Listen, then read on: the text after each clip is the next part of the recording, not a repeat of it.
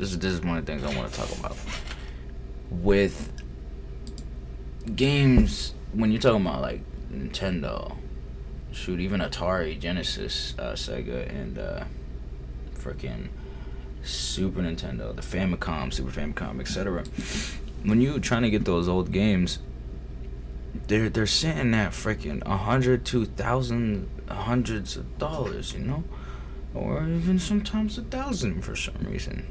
I haven't found a lot that were 1,000, maybe about one or two, but it sucks because I feel like it's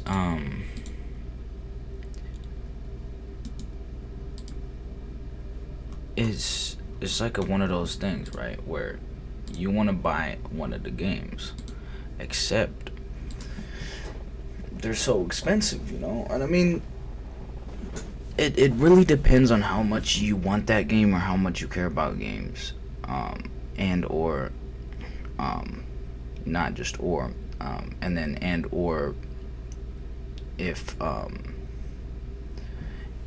you even have the money for the game.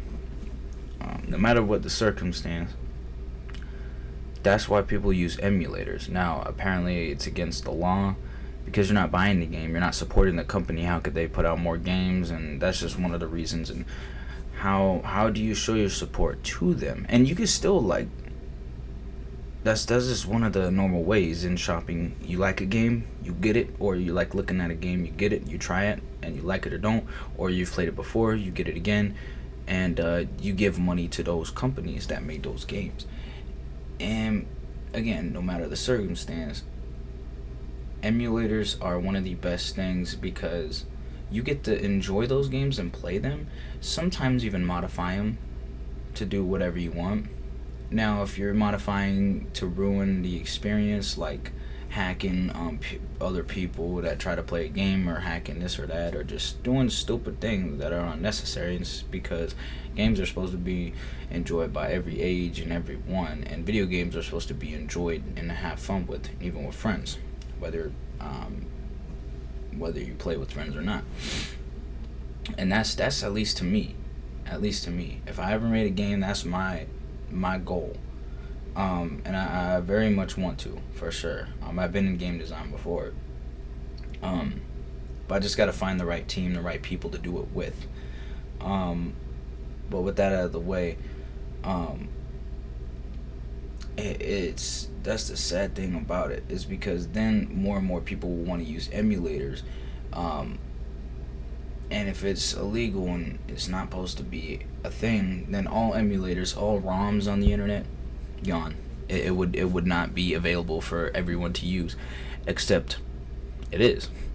And have I used it before? Heck yeah, I did. I want to enjoy some games. And before, I didn't have money to get these games.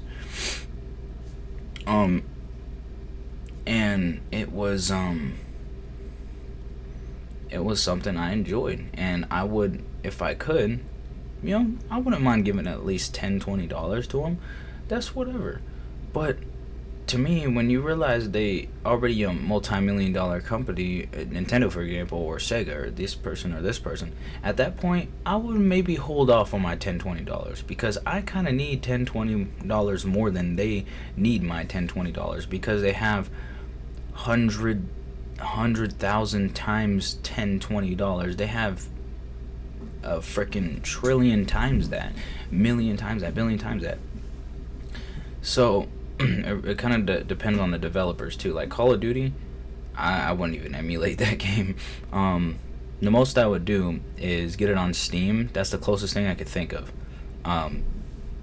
In that type of area.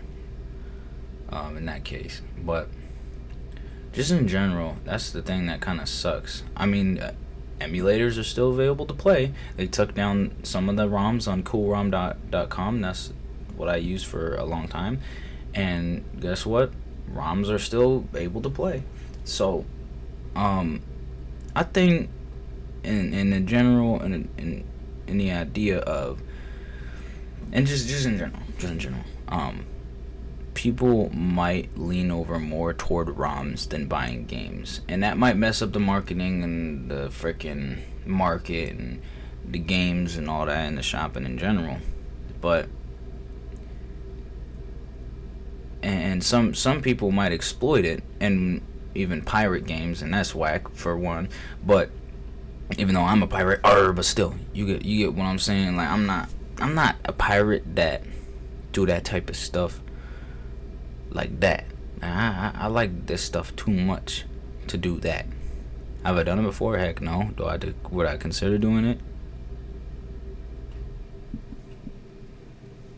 No, I wouldn't. But just like I said, some people would exploit it, and some people would wanna, even maybe kids would wanna just get games for free and then keep getting ROMs, and use emulators and just play games for free instead of having to buy them in general. And that's where it makes sense when they say that it might mess up, the marketing, or just the shopping. That too, and that would make sense why they would want to take emulators and ROMs down. And for that case, I would say just sell it like a normal video game. ROMs, sell those. Emulators, sell those. That's honestly the only way you can really balance that out, or something. I don't know. I mean, that's just one of the ways.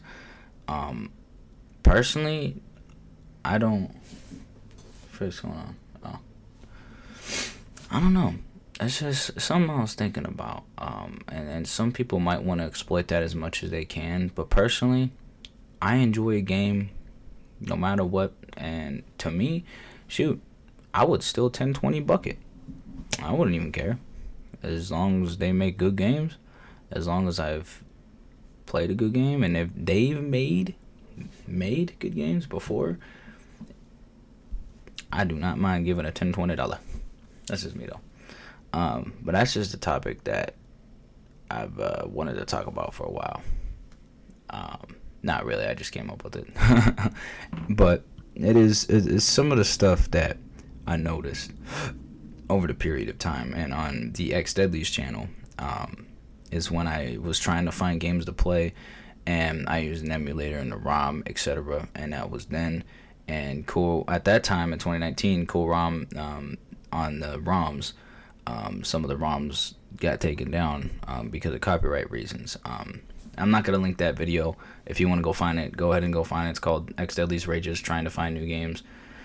One of the classic X Deadly's videos, but just in general, that's all I gotta say about that.